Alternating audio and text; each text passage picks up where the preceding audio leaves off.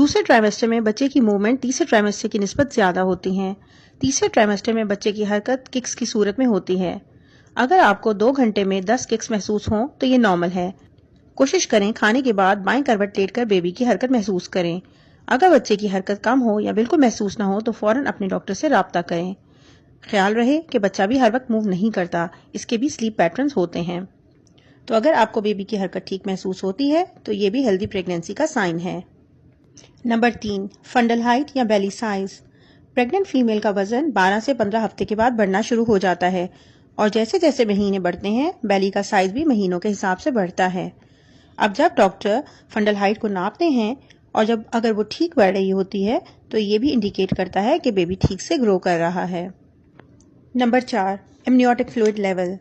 Baby जिस थैली या सैक में मौजूद होता है इसमें पानी होता है जो इसकी ग्रोथ और मूवमेंट में हेल्प करता है। इससे